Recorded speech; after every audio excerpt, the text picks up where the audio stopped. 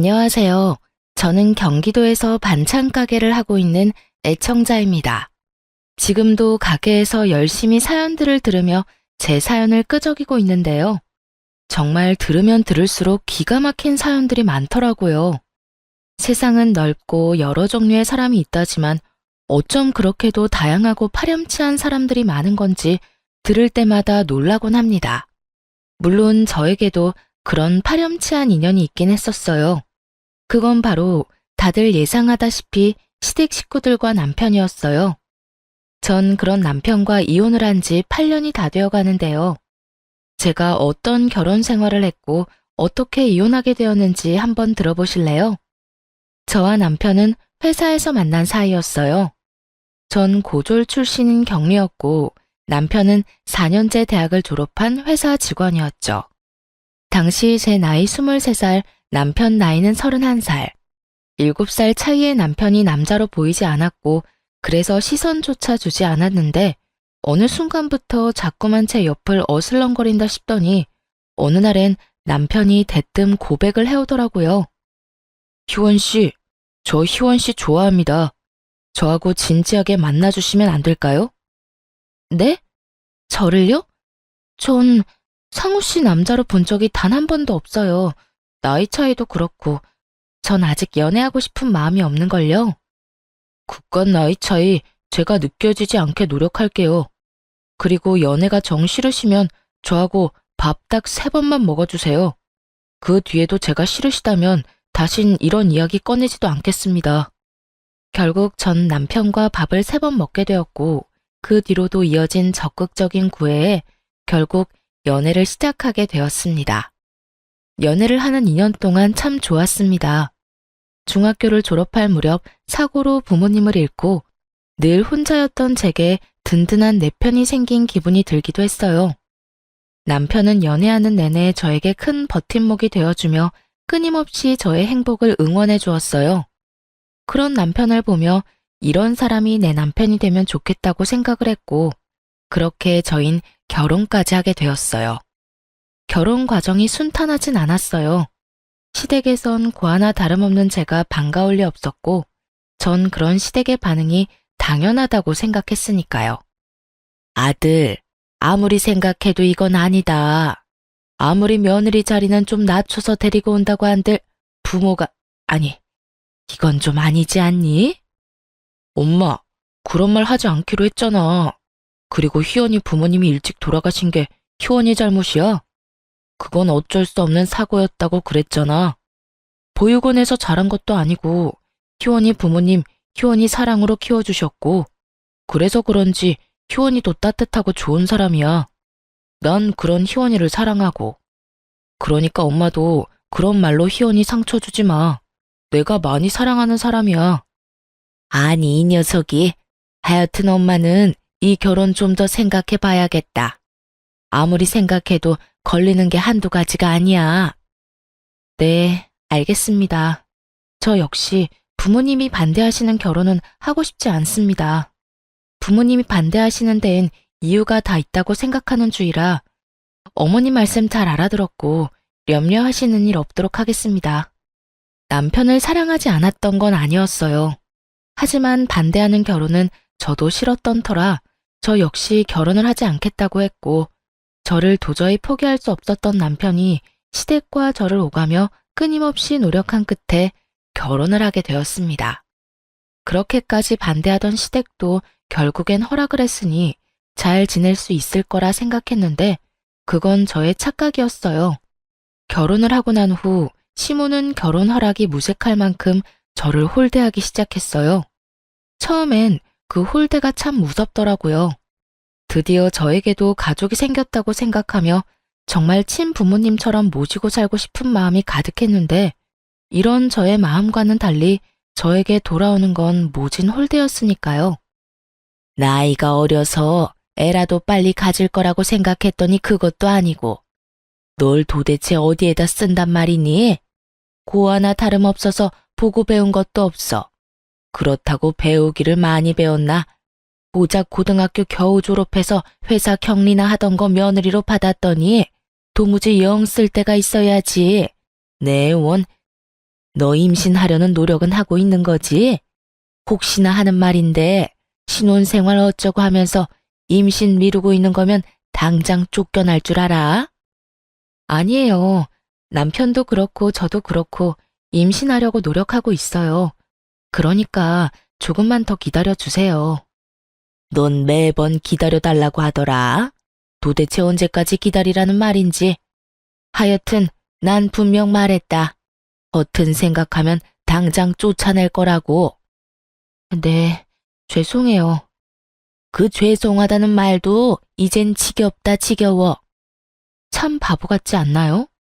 쫓겨날 줄 알라는 으름장에도 아무 말도 하지 못하고 도리어 죄송하다고 하는 꼴이 지금 생각하면 참 한심하기 그지없지만 그때 전 힘들게 가지게 된 가족이 너무나도 소중했고 이런 대우는 참으면 안 된다는 걸 알지 못할 정도로 어렸습니다.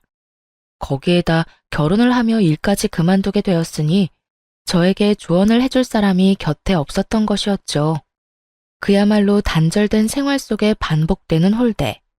어느 순간 그 모든 것이 익숙해지던 어느 날 새로운 가족이 생겼어요. 그건 바로 동서였어요.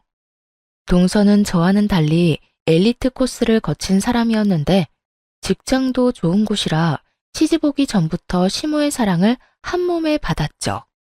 결혼 전부터 예견되어 있던 차별은 동서가 시집을 오고 난 후 더욱 심해졌고 특히 명절날이 되면 저는 서러움에 밤새 울기 일쑤였죠. 저는 명절 전날부터 시댁으로 가 음식부터 시작해서 집안 대청소까지 하느라 몸이 부서질 지경인데 동서는 시집 오고 첫 명절부터 차례 지내기 직전에 와, 밥만 먹고 바로 친정으로 가버리더군요. 돌아가기 전엔 꼭 제가 보란 듯이 시모에게 아양을 떨며 용돈 봉투까지 쥐어주면서요. 어머님, 이거 용돈이요. 아끼지 말고 필요하신 데 있으면 쓰세요. 모자라면 또 드릴 테니까요. 어머, 우리 며느리 마음 배포 큰 것 좀 봐라. 네가 맏며느리 자리로 들어왔어야 했는데 어쩌다 저런 물건이 맏며느리로 들어와서는 내가 저 물건 볼 때마다 한숨만 나온다. 에휴. 에이, 너무 그러지 마세요, 어머님. 그래도 형님이 살림은 잘 하시잖아요. 차례 준비도 그렇고 제사 준비도 그렇고 혼자서 척척 얼마나 잘 해내는데요. 그것도 못하면 그게 여자애야. 그거라도 했으니 아직 안 쫓겨나고 내 아들이랑 살 수 있는 게야. 하긴 그래도 저는 그런 형님 덕 보고 있어요. 형님 덕에 저도 명절, 제사 이런 걱정 없이 회사 생활 마음 편히 하고 있고 회사 생활 잘하니 어머님 용돈도 이렇게 많이 드릴 수 있고요. 그러니까 형님 너무 미워하지 마세요. 사람은 저마다 자기 위치, 자기 할 일이 다 있는 거 아니겠어요? 하긴 또 그렇긴 하지. 우리 바쁜 며느리 집안일이나 시킬 수도 없는 노릇이니 말이다. 우리 둘째는 어쩌면 이렇게 머리도 똑똑한지. 하나부터 열까지 마음에 안 드는 구석이 없다니까. 누구와는 전혀 다르게 말이야. 어찌됐든 얼른 가보거라. 친정에서 기다리겠어. 어차피 갈 거면서 동서는 얄밉게도 제 눈치를 살피더군요. 형님, 제가 먼저 가도 될까요? 하는 눈빛이 아닌 잘 보고 있지? 너랑 나랑은 달라. 받는 대접부터가 이렇게 다르잖니? 이런 의미가 가득 담긴 눈빛으로요. 찰나의 순간 의기양양한 눈빛으로 저를 살피던 동서는 시모에게 마음에도 없는 소리를 하기 시작하더군요. 그냥 가도 될까요? 그래도 설거지라도 하려고 했는데. 설거지는 무슨? 어디 귀한 손에 물을 묻히려고? 그런 건 다 따로 할 사람이 있으니까 그냥 가거라. 쟤는 친정도 없어서 다 정리하고 손님 맞을 거 다 맡고 집에 가도 되니까. 첫째 넌 뭘 보고 서 있니? 얼른 정리하고 다음 손님 맞을 준비해야 할 거 아니니? 둘째, 너도 얼른 가보거라. 남은 명절 잘 보내렴. 네, 어머님. 그러면 저 가볼게요. 뻔히 제가 옆에 있는데도 불구하고 제겐 인사 한마디 없이 가버리는 동서와 그런 동서를 버선발로 배웅하는 시모. 저는 점점 지쳐갔고 그런 지친 저에게 유일한 숨 쉴 곳은 남편이었는데 남편 역시 변해가기 시작하더군요. 아, 힘들다. 역시 우리 집이 최고야. 명절을 무사히 보내고 집에 도착한 제가 한 말은 딱 이 말뿐이었어요. 그런데 남편이 그런 저에게 다짜고짜 소리를 지르며 짜증을 내기 시작했어요. 당신만 힘들어? 나도 힘들어. 왜 당신은 매번 일을 똑바로 못해서 엄마한테 싫은 소리를 듣는 거야? 당신이 그렇게 혼날 때마다 나도 스트레스 받는다고. 알아? 제가 혼이 나든 말든 앉아서 음식 간이나 지적하던 남편놈이 이런 말을 하니 참 진정성이 느껴진다 싶더라고요. 시댁을 나서는 그 순간까지도 하하호호 웃던 놈이 누구인지 남편은 단 하나도 기억나지 않는 듯 하더군요. 기막혀 정말? 당신 지금 그걸 말이라고 하는 거야? 내가 뭘 잘못해서 어머님이 날 혼낸다고 생각해? 어머님은 그냥 내가 숨 쉬는 것 자체가 싫은 분인 건 몰라? 뻔히 다 아는 사람이 왜 짜증이야, 짜증이. 그리고 당신이 힘들면 얼마나 힘들고 스트레스 받으면 얼마나 받는다고. 아깐 입이 귀에 걸려서 하하호호 웃었냐? 정신이 나갔지? 난 당신 집에 가면 미소는커녕 감정이 사라져. 사람을 그렇게 멸시하고 상처 주는데 내가 감정이 남아있겠어? 스트레스? 정작 힘들고 스트레스 받는 사람이 누군데? 불만이 많은가 보다. 그렇게 불만 많으면 진작 엄마한테 그렇게 말하지 그랬어. 우리 집에선 입 꼭 다물고 일만 하더니 내가 미쳤었지. 너 같은 여자가 뭐가 좋다고 애걸복걸하면서 결혼까지 했나 몰라. 재수 씨 좀 봐라. 능력 좋지. 능력 좋으니까 돈 잘 벌지. 자존감 높으니까 똑소리 나지. 무엇보다 엄마가 얼마나 예뻐하냐? 내가 내 발등 찍은 거지 뭐. 누가 할 소린데? 나도 마찬가지야. 당신이 이런 남자인 줄 알았으면 난 결혼은커녕 당신 만나지도 않았다고. 그래? 잘 됐네. 같은 마음이라. 어이가 없더라고요. 싫다는 사람 설득하고 애원해서 결혼한 사람이 누군데 저딴 말이나 해대는 것인지 섭섭한 마음이 들기도 했고요. 그간 남편 하나만을 보며 참았던 전 남편의 모진 냉대 앞에 믿었던 만큼 실망감도 컸고 또 그만큼 오만 정이 떨어져 버렸습니다. 그간 너무 참고 살았던 탓일까요? 아니면 남편을 너무 믿었던 탓일까요? 한번 남편에게 정이 떨어지고 나니 결혼 이후 처음으로 이런 가족은 필요 없다는 생각이 딱 들더라고요. 비로소 정신을 차렸다고나 할까요? 그날 이후 점점 변해가는 남편을 보며 저 역시 이혼을 고민하게 되었고 하루하루 지날수록 이혼에 대해 확신하게 되던 어느 날이었어요. 그저 스트레스로 생리가 미뤄진다 싶더니 임신을 했던 것이었죠. 그렇게 바랄 땐 임신도 되지 않더니 이혼을 하려고 결심이 선 이럴 때 임신이라니. 하지만 그런 생각도 잠시 병원에서 아기의 심장 소리를 듣던 그날 저는 이렇게 생각했어요. 드디어 저에게도 진정한 내 가족이 생겼다고. 내가 이 아이를 지켜야겠다고요. 병원을 나서며 전 아이를 위해 가정을 지키기로 했고 남편 역시 제 임신 소식에 정신을 차린 것인지 다시 노력하는 모습을 보여주기 시작했습니다. 여보, 임신한 게 싫은 건 아니지? 표정이 너무 안 좋은데? 뭐? 그런 말이 어딨어. 그냥 몸이 좀 힘들어서 지쳐서 그래. 지금도 이렇게 힘든데 만삭 때는 더 많이 힘들겠지? 아무래도 그렇겠지. 여보, 그땐 내가 미안했어. 나는 당신하고 엄마하고 좀 잘 지냈으면 좋겠는데 그게 내 맘처럼 안 되니까 좀 힘들었어. 그런데 시집 온 지 얼마 안 된 재수 씨는 엄마랑 사이좋게 잘 지내니까 그게 부러우면서도 짜증이 나서 괜히 당신한테 화풀이 했어. 당신은 잘못한 것도 없는데 당신 탓으로 돌리기도 했고. 미안해. 앞으로는 그런 못난 생각하지 않고 당신하고 우리 아기 지켜줄게. 그 말 정말이지? 이번엔 정말 나 지켜줄 거지? 정말이야. 내가 앞으로 변하도록 노력할게. 그래, 그렇게 말해줘서 고마워. 당신이 노력하는 만큼 나도 노력할 테니까 우리 잘 살자. 우리 아기 잘 키워보자. 알겠지? 여보. 남편은 이렇듯 저의 마음을 달래주며 변한 모습을 보여주기 시작했고, 그런 모습을 보며 전 다시 한번 잘 살아보기로 결심했고요. 저의 임신 소식은 시댁에도 전해지게 되었고, 시댁에서도 기뻐해 주시더라고요. 아가, 고생했다, 고생했어. 그동안 아기가 안 생겨서 얼마나 걱정했는데, 이렇게 떡하니 임신을 다 하고, 앞으로 몸 조심해야 한다. 알겠지? 네, 어머님, 감사해요. 시모의 다정한 목소리를 처음 들었다면 여러분은 믿으실까요? 저는 이날을 아직도 잊지 못합니다. 다정하게 아가라고 하며 몸 조심하라고 하던 당부까지도요. 그렇게나 행복했는데 그 행복도 길진 않더라고요. 커리어 때문에 임신은 될 수 있으면 미룬다는 동서가 제 임신 소식을 듣고 덜컥 임신을 해버렸으니까요. 임신이 그렇게나 쉬운 일이라는 걸 저는 그때 처음 알았네요.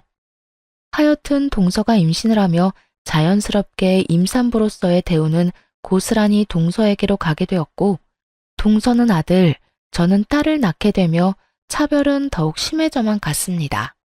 저를 무시하는 건 어떻게 해서든 참을 수가 있었지만 제 딸마저 차별당하는 모습을 보며 저는 마치 시한폭탄을 품에 품고 사는 사람처럼 아슬아슬한 날들을 보내고 있었죠.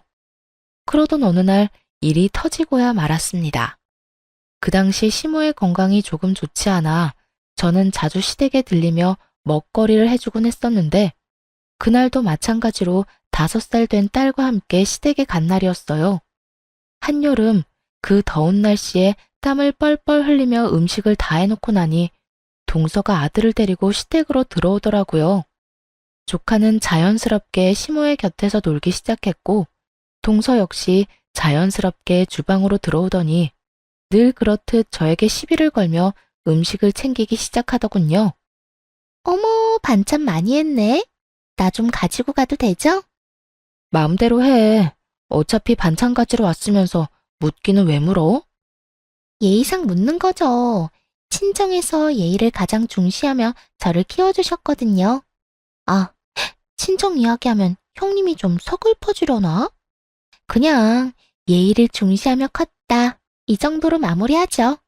하여튼 형님, 다른 건 몰라도 음식 솜씨는 정말 인정이에요. 요즘엔 다른 반찬엔 손도 안 간다니까요? 그래서 하는 말인데 집에서 놀지 말고 반찬 가게라도 해보는 건 어때요? 가게 차릴 돈 없으면 내가 빌려줄 수도 있고요. 아, 이자는 은행 이자만 받을게요, 특별히. 다른 날에도 시비를 걸어오곤 했지만 이날은 무슨 작정이라도 한 사람처럼 돌아가신 부모님까지 들먹이며 싸움을 걸어오는데 정말 도저히 참을 수가 없는 지경이었어요. 그렇게 동서의 시비에 한마디 하려는 순간 거실에서 조카의 울음소리가 들리기 시작했어요.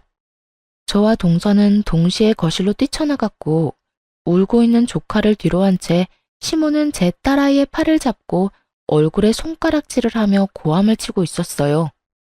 이 계집애가 어디서 귀한 우리 손주를 밀어? 너 같은 건 맞아야 정신 차리지. 똑바로 서. 시모는 인정사정 볼 것 없이 손을 올렸고 그 순간 눈이 돌아버린 저는 시모를 밀쳐버리고 울고 있는 딸을 안아 올렸어요. 어머님, 말로 하면 되지 왜 손을 올려요? 맞을만 하니까 때렸다. 이 계집애가 글쎄 우리 귀한 손자를 밀쳐서 넘어졌잖니. 딸, 정말 네가 그랬어? 정말 네가 밀었어? 아니야, 난 안 밀었어. 난 그냥 뒤에 서 있었는데 혼자 넘어졌어. 혼자 장난감 밟고 넘어졌어. 딸아이는 울면서 저에게 사실을 전했고 그 사실을 뒷받침해주듯 바닥에 망가진 장난감이 떨어져 있더군요. 어머님, 사실 여부는 확인하고 애를 잡든가 했었어야죠. 아니라고 하잖아요.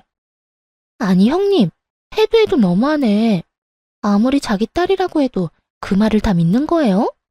누가 봐도 거짓말하는 거잖아요. 동서 눈엔 저기 다 망가진 장난감 안 보여? 동서 아들 발밑에 떡하니 있네. 아들이 울고불고 난리치니까 눈이 멀었니? 장님이 돼버렸어.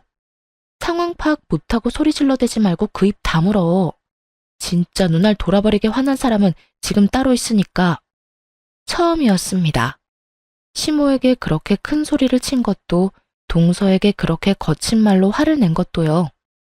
이런 저의 반응에 놀란 두 사람은 제 말에 반박하고 싶어 머리를 굴리는 듯 했지만, 이렇다 할 말이 생각나지 않는지 저의 아픈 곳인 부모님을 들먹이며 제 속을 긁기 시작했어요. 어머 형님, 무슨 말을 그렇게 거칠게 하세요? 몰상식하게 눈알이 뭐예요, 눈알이? 그러게나 말이다. 이래서 내가 고아 며느리는 싫다고 했던 게야. 부모님 다 돌아가시고 뭘 보고 배웠겠어? 지금도 봐라. 어른 앞에서 소리나 버럭버럭 질러대고 손아래 동서한테 그딴 저급한 말이나 짓거려대고. 그러는 어머님은 얼마나 가정교육을 잘 받았길래 저한테 그렇게 하는 건데요? 말끝마다 고아 타령은 기본에 만날 때마다 사람 차별하는 그거. 그게 정말 몰상식하고 저급한 행동이란 거 모르세요? 그리고 동서도 그래. 내가 그래도 손윗사람인데 몰상식? 말이 거칠어? 내가 오죽했으면 동서한테 그런 말까지 했을까? 제발 본인 행동이나 잘하고 남 행동 지적해. 알겠어? 저는 그간 쌓였던 울분을 토해내듯 화를 냈고, 그런 제 모습에 동서는 욕을 섞어가며 화를 내더라고요. 내가 뭘 어떻게 했다고 이래라 저래라야? 그러는 네 행동이나 똑바로 해. 사회에서 만나면 눈도 못 마주치련 그래도 형님이라고 형님 대접해줬더니 뭐? 내 행동이나 똑바로 하라고? 어디서 꼴 같지도 않게 고아가 행동 지적이야. 연? 보아하니 욕이 들어먹고 싶어서 안달한 것 같으니까 소원대로 해줄게. 야 이년아, 내가 고아인데 네가 보태준 거라도 있어? 우리 부모님 착오로 한날 한시에 돌아가셨는데 보태준 거라도 있냐고. 어디서 나이도 어린 년이 꼬박꼬박 말끝마다 고아 타령이야? 네 잘난 부모가 그렇게 가르쳤니? 그렇지 않고서야 배웠다는 년이 말끝마다 남의 상처 후벼 파는 짓을 아무렇지 않게 할 수가 있어? 뭐라고? 너 지금 말 다 했어? 꼭 할 말 없는 사람들이 그런 말 하더라. 말 다 했냐고 말이야. 내가 말 다 했다고 하면 어쩔 거고 덜 했다고 하면 어쩔 건데? 뭐 어떻게 하지도 못할 거면서 묻기는 왜 물어? 시간 엄청 많은가 보지? 뭐야? 이 인연이? 할 말이 없으면 그냥 안 하면 되지 왜 욕을 하고 그런데? 누가 욕하면 무서워할 줄 알아? 동서, 나도 욕 잘하고 나도 성깔 있어. 그러니까 앞으로 까불지 말고 나한테 괜히 엉겨붙어서 시비도 걸지 마. 알겠어? 어머님, 저 먼저 가볼게요. 그리고 앞으론 반찬 못 해드리니까 알아서 챙겨 드세요. 정 그대로 집으로 돌아와 버렸고, 퇴근을 하고 돌아온 남편은 단편적인 상황만을 들은 채 저에게 화를 내기 시작하더라고요. 당신 제정신이야? 오늘 엄마한테 대들었다면서? 그뿐이야. 재수 씨한테 욕까지 했다는데. 도대체 왜 그랬어? 당신 그렇게 막 나가는 사람 아니었잖아. 당신 엄마가 그래? 내가 그랬다고? 당신 말대로 내가 그런 사람이 아닌데 그랬을 때는 이유가 다 있지 않겠어? 그러니까 이유를 말해보라고. 당신 딸 오늘 당신 엄마한테 맞을 뻔했어. 그것도 당신 딸은 동서 아들 밀친 적도 없는데 혼자 넘어진 손주 보고 어머니 혼자 오해하시고 5살밖에 되지 않은 손녀를 얼마나 잡아댔는지 알아? 그래서 내가 하지 말라고 소리 좀 쳤어. 그게 그렇게 잘못된 일이야? 그게 배운 거 없이 커서 그렇다는 소리까지 들을 일이냐고. 그리고 내가 먼저 욕한 적 없어. 동서한테 버릇없이 굴지 말라고 하니까 동서가 먼저 나한테 이년저년거리더라. 평소에 날 얼마나 무시했으면 그런 말을 아무렇지 않게 할 수가 있는지. 아, 나보고 고하라고도 하더라. 내가 그 말 듣고 참고만 있었어야 했어? 제 말을 들은 남편은 충격이 큰 듯 아무 말도 하지 못하고 있더라고요. 그도 그런 것이 은연중에 제가 무시를 당한다는 것은 알고 있었지만 이렇게 심한 모욕까지 당하고 있다는 것은 알지 못했던 터라 더욱 놀란 듯 했어요. 남편은 어찌되었든 시모에게 함부로 한 저에게 화가 난 것은 맞지만 동서의 행동과 시모가 딸에게 한 행동만큼은 절대로 그냥 넘기지 않겠다고 하며 화를 내더군요. 남편은 시모에게 전화를 했고 남편의 닥달에 화가 난 시모의 목소리가 저에게까지 들려오더라고요. 엄마, 어떻게 그럴 수가 있어? 엄마한텐 손자만 손주야? 손녀는 손주도 아니야? 우리 딸이 아니라고 했다며. 우리 딸이 민 거 아니라고 했다는데 어떻게 그 어린애를 무식하게 밀어대? 그래, 그 점은 내가 오해했어. 그래서 미안하게 생각하고 있고. 그런데 사람이 살다 보면 그럴 수도 있는 거지. 그게 뭐 그렇게 큰 문제라고 엄마한테 이렇게 화를 내는 게야? 엄만 지금 그게 미안한 사람이 할 태도야? 그리고 내가 지금 화 안 나게 생겼어? 아까 엄마가 나한테 전화할 땐 엄마 잘못한 건 하나도 말 안 하고 집사람이 엄마한테 말대꾸하고 욕했다는 말만 했잖아. 엄마가 그렇게 말하면 내가 집사람이랑 싸울 거라는 생각은 못했어? 엄마는 내가 이 사람이랑 헤어지길 바라는 거야? 그렇지 않고서야 어떻게 말을 그렇게 전달해? 엄마한테는 내 집사람도 내 딸도 가족도 아니야? 아니, 가족이라고 생각한 적은 있긴 해. 넌 무슨 말을 그렇게 하니? 도대체 네 집사람은 말을 어떻게 전했길래 네가 이런 말까지 하는 게야? 하여튼 못 배운 년이 하는 짓도 어쩌면 그렇게 저급한지. 네 집사람 옆에 있니? 바꿔봐라. 도대체 어떤 말을 어떻게 전했는지 그 입으로 드러나 보게. 적어도 엄마보단 사실 그대로 전했으니 집사람한테 뭐라고 할 생각하지 마. 그리고 집사람한테 그딴 식으로 말하는 것도 그만하고. 이제 이 사람도 한 아이의 엄마야. 거기에 맞는 대우 정도는 해주라고. 남편은 전화를 끊어버렸고 단호하게 끊은 전화만큼 화가 단단히 나 보이더군요. 그 뒤 남편이 어떻게 할지는 남편 문제였고 전 그 길로 시댁의 발길을 끊어버렸습니다. 시댁 하나 끊어냈을 뿐인데 여유 시간이 생기다 못해 넘쳐나더라고요. 그간 틈만 나면 호구짓거리를 하고 사느라 아이를 어린이집에 보내고 난 후에 주어지는 여유로운 시간을 즐긴 적이 없었던 것이었어요. 그 여유로운 시간이 좋으면서도 그 시간을 처음 가져보는 제가 얼마나 한심하고도 불쌍했는지 모릅니다. 예쁨 한번 받아보겠다고 그 고생을 했는데 결국엔 예쁨 한번 제대로 받지 못하고 연까지 끊어버렸으니 말이죠. 어찌되었든 그제라도 주어진 시간을 잘 쓰자는 생각이 들었고 어느 정도 쉬고 나니 그저 놀기보단 뭐라도 해보고 싶다는 생각이 들더라고요. 그때 동서의 말이 떠올랐어요. 다른 건 몰라도 음식 솜씨만큼은 최고라는 그 말이요. 동서 입맛이야말로 까다롭다는 걸 누구보다 더 잘 알던 저였기에 전 반찬 가게를 열기로 마음먹게 되었어요.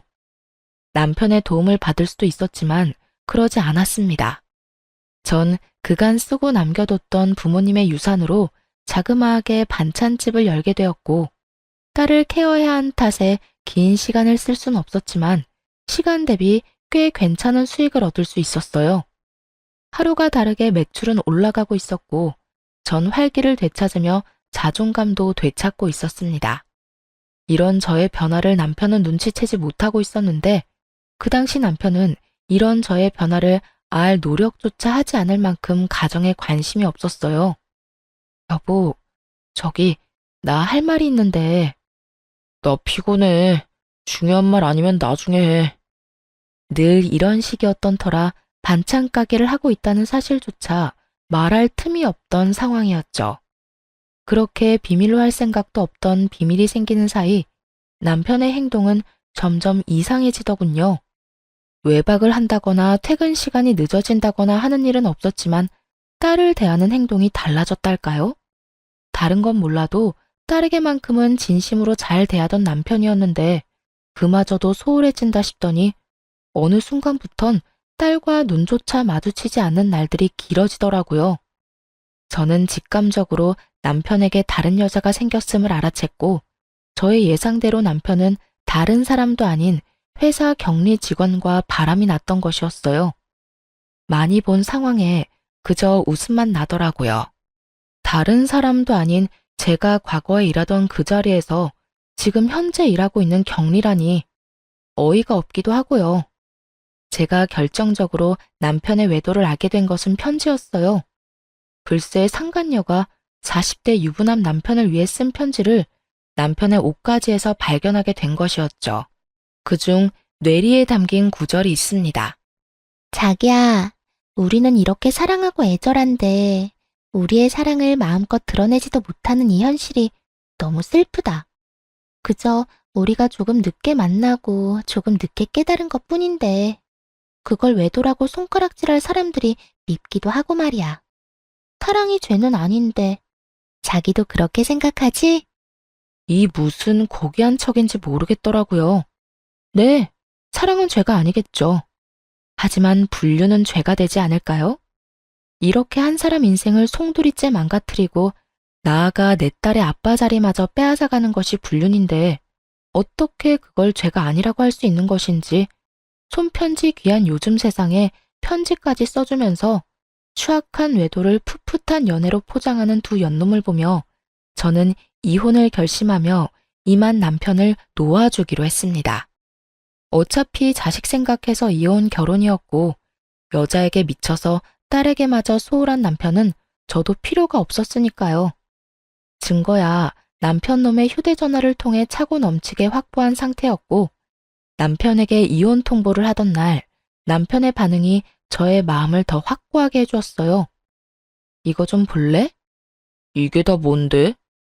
뭐긴 뭐야. 당신이 다른 여자가 생겼다는 증거들이지. 알아보니 당신 회사 경리더라. 어디서 많이 본 장면 아니야? 내가 그 자리에서 일할 때 당신이 나한테 한 말 나 아직도 기억해. 다른 건 몰라도 가족 없는 외로움은 느끼지 않게 든든한 가족이 돼준다고 했어, 당신. 이런 게 든든한 가족인지 미처 몰랐지 뭐야? 도대체 언제부터 알고 있었던 거야? 혹시 내 뒷조사했어? 뒷조사는 무슨. 이 편지 옷에다 넣어두고 안 뺐더라? 이 정도면 그냥 들키고 싶어서 안 달란 거 아니야? 아, 그게 거기 있었어? 어쩐지 아무리 찾아도 없더라고. 아, 다 됐고. 그래서 이혼하자고? 그래, 해, 이혼. 차라리 잘 됐어. 나도 당신이랑 계속 이대로 사는 게 맞나 고민했거든. 이참에 이혼하고 새 출발하지 뭐. 아 참, 애는 내가 키운다. 뭐? 네가 뭔데 애를 키워. 바람나서 이혼하는 주제에 헛된 기대하지 말고 조용히 위자료나 내놓고 빨리 이혼할 생각이나 해. 참나, 너 내가 애 주면 키울 능력이나 돼? 왜? 너처럼 구질구질하게 키우게? 나는 그 꼴은 못 보겠는데 어떻게 하지? 경력 단절이라 취업이 되기라겠어. 그렇다고 능력이 되기래.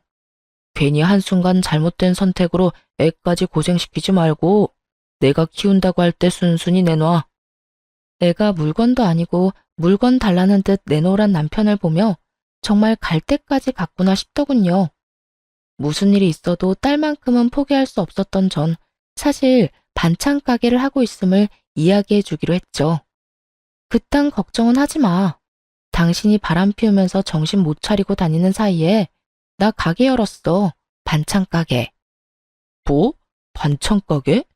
무슨 돈이 있어서? 당신 혹시 나 몰래 딴 주머니 찼어? 야, 딴 주머니 찰 돈이나 주고 그딴 소리를 해. 겨우 생활만 가능한 돈 주면서 생색이란 생색은 다 냈던 거 기억 안 나나 봐?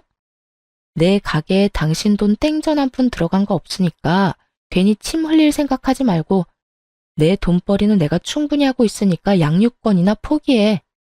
네가 포기해. 반찬 가게 그거 해봤자 얼마나 번다고. 언제 망할지도 모르는 반찬 가게 뭐라고 내 딸을 데려간다 만다야. 망하라고 아예 고사를 지내지 그래? 어찌됐든 다른 여자의 미친 남자한테 나 역시 내 딸 보낼 생각 없으니까 그냥 소송으로 해결해보자. 둘 다 포기가 안 되면 소송이라도 해야지. 이렇듯 남편과 전 한치의 양보도 없었고 결국 소송으로 양육권을 가져오게 되었습니다. 큰 소리 치던 남편은 양육권, 재산 분할, 위자료, 그 어떤 것 하나 자기 뜻대로 되지 않자 항소했지만 그 역시 결과는 같았습니다. 상간녀 소송 역시 큰 금액의 위자료를 받을 수 있었고요. 그렇게 이혼하고 난 후 1년 가까운 시간 동안 저와 딸은 평화로운 날을 보내고 있었어요. 딸 역시 이혼을 하고 난 후 제가 더욱 집중해서 돌볼 뿐만 아니라 더 많은 사랑을 쏟아주니 더욱 안정된 모습을 보여주더라고요. 그렇게 딸과 행복한 시간을 보내던 어느 날 동서에게 전화가 오더라고요. 그간 연락해온 적이 단 한 번도 없었던 터라 무슨 일인가 하는 마음에 전화를 받게 되었습니다. 무슨 일이야? 형님, 요즘 왜 이렇게 연락이 뜸하세요? 무슨 일 있으세요?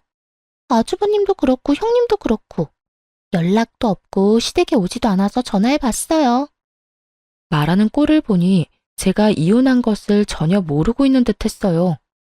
이혼을 했다고 해야 하나 고민하지 않은 것은 아니었지만 괜한 말을 했다가 말이 더 길어질 것 같아 그냥 전화를 끊어버리려던 순간이었어요. 아, 그래? 아무 일 없어? 동서도 아무 일 없지? 그러면 나 바빠서 이만 끊을게. 앞으로 무슨 일 있으면 동서 아주버님한테 전화해. 나한테 하지 말고. 그러면 끊어? 잠깐만요. 형님, 제 말 좀 들어보세요. 뭔데? 할 말 있으면 빨리 해. 상황을 보아하니 형님 아직 모르는 것 같은데 어머님 지난주에 쓰러지셨어요. 아주버님껜 연락드렸는데 찾아오기는커녕 연락도 없어서 형님한테 전화한 거고요. 이럴 때 병원이라도 와서 병시중이라도 들어야 어머님께 점수라도 따지 않겠어요? 다 형님 생각해서 연락한 거니까 저한테 고마워하라고요. 이게 보자 하니까 정말 사람을 호구로 하나. 본인이 병시중 들기 싫어 저에게 떠넘기려고 하는 수작이 뻔히 보이는데 저딴 식으로 말을 하니 웃음이 다 터져 나오더라고요. 동서는 나를 정말 호구로 생각했구나. 호구라니, 제가 언제요? 지금 하는 꼴이 그렇잖아. 지난 1년 동안 안부 연락 한 통 없다가 어머님 쓰러지시니까 연락해서 뭐? 이럴 때 잘 보이라고? 차라리 솔직하게 동서가 병시중 들기 싫으니까 나한테 도와달라고 부탁이라도 하든가. 이게 뭐야, 속보이게? 동서도 참 알만하다. 그래요. 형님이 그렇게까지 말하니까 솔직하게 말할게요. 저 어머님 병시중 들 생각도 없고 들어야 할 필요도 못 느끼겠어요. 제가 맏며느리도 아니고 엄연히 맏며느리가 따로 있는데 왜 제가 그런 힘든 일을 해야 해요? 그렇게 힘든 일은 능력도 없고 할 일도 없어서 시간이 남아도는 형님이 해야 하는 일 아니냐고요. 제가 누누이 말했었죠? 사람마다 맞는 위치와 해야 할 일이 있다고요. 지금 형님이 해야 할 일은 어머님 시중 드는 일이라고요. 할 일이 없기도 하고 능력도 없는데 거기에다 맏며느리, 딱 형님 일이잖아요. 정말 난년은 난년이다 싶더군요. 그렇지 않고서야 어떻게 저런 얄밉고도 말 같지 않은 말을 사람 말같이 할 수가 있는지 대단하다는 생각이 들었으니까요. 동서는 확신에 찬 목소리로 저에게 호구짓을 강요하고 있었고 전 그런 동서에게 통쾌한 사실을 알려주기로 했습니다. 듣고 보니 다 맞네. 할 일도 없고 능력도 없고 거기에다 맏며느리가 어머님 시중해야 하겠네. 그렇죠? 그렇다니까. 그러니까 당장 내일부터, 아니, 오늘부터 와서 어머님 시중 좀 드세요. 무슨 노인네가 아파서 그런가 얼마나 꼬장꼬장한지 내가 정말 미쳐버리기 직전이라고요. 동서, 나 못 가. 난 이제 그 집 맏며느리 아니거든. 네? 그게 무슨 말이에요? 몰랐나 본데 나 이혼한 지 1년이 다 돼가. 그 빌어먹을 인간이 바람나서 이혼했는데 상황이 이렇게 되고 보니 그 인간이 내 인생 꽃피게 해주려고 바람까지 피워줬나 싶네. 그 덕분에 노인네 병시중은 피할 수 있었으니 말이야. 그 인간한테 감사할 날이 다오네. 정말 그렇지 않나요? 만약 그때 남편이 바람을 피우지 않아 이날 이때껏 살고 있었다면 제가 꼼짝없이 그 병시중을 들어야만 했을 텐데 하필 그 타이밍에 저에게 딱 들켜 이혼을 해버렸으니 말이에요. 그 순간 얼마나 기분이 좋은지 저는 신나게 웃어버렸고 동서는 믿을 수 없다는 듯 고래고래 소리를 지르며 발악을 하더라고요. 지금 웃음이 나요? 지금 이 상황이 웃기냐고. 누구 마음대로 이혼하고 난리야? 바람 피운 게 뭐 대수라고 이혼을 했냐고. 이제 어떻게 해.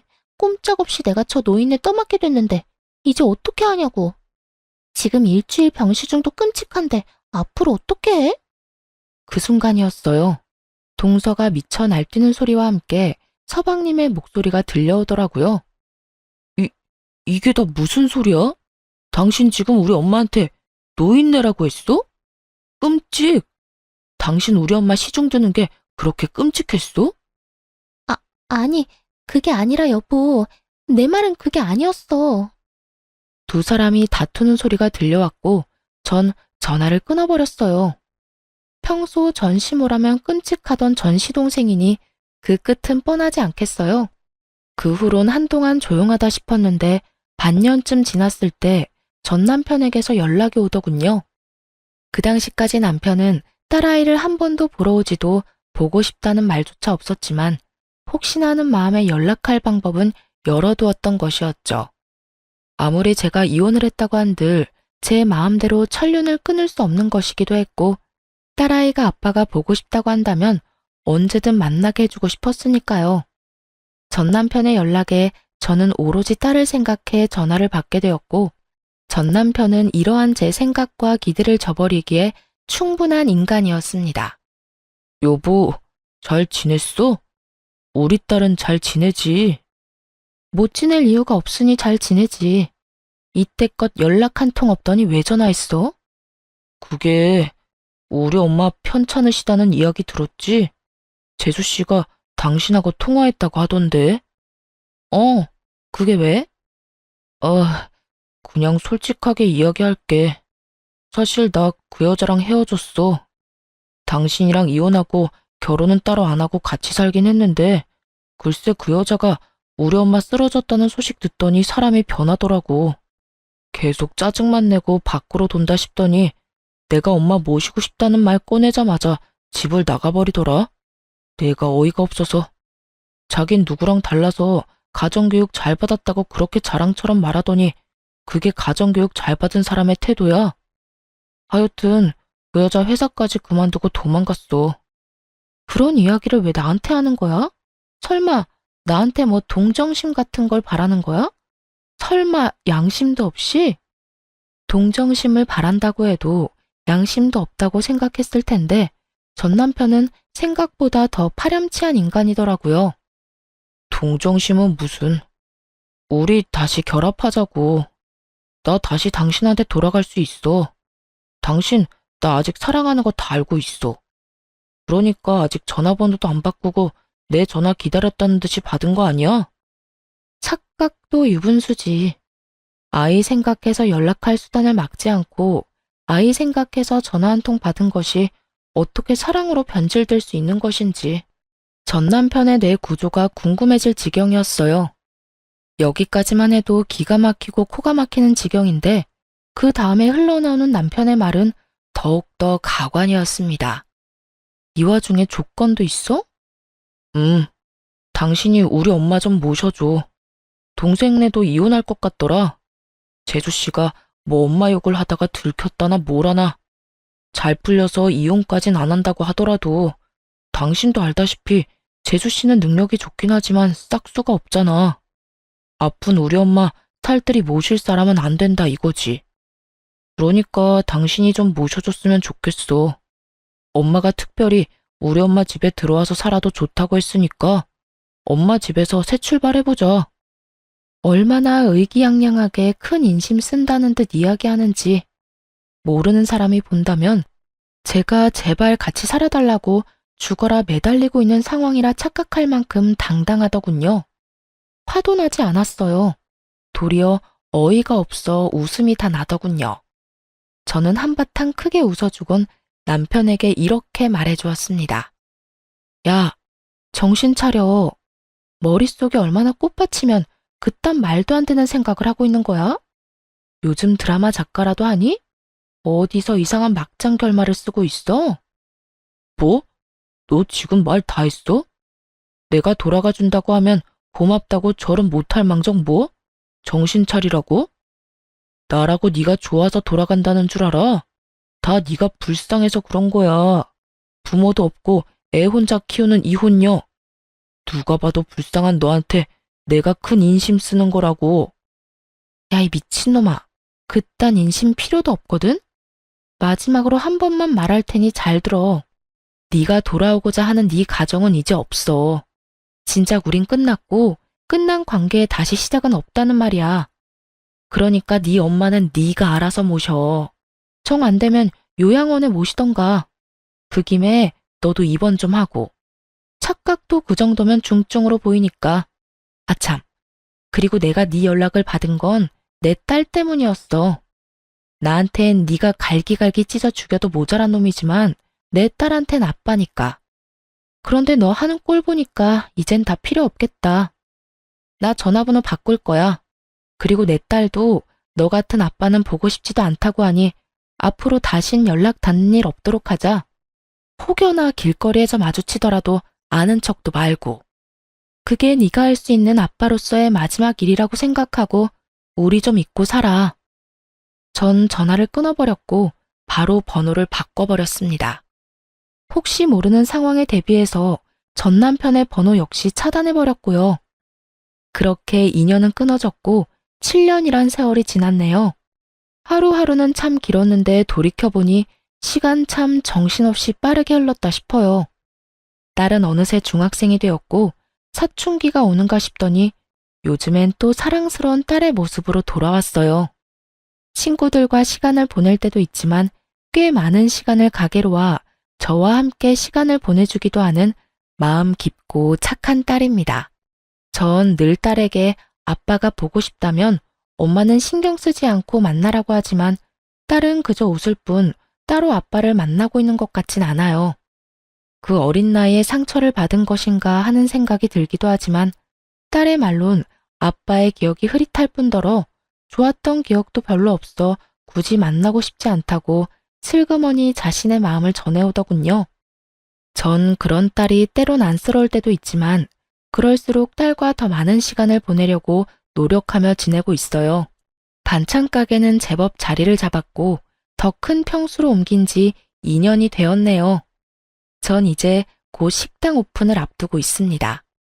새로운 일을 시작하기 전에 과거를 여기 사연 열차에 털어버리고 가벼운 마음으로 열심히 살아가 보려고요. 다들 응원해 주실 거죠?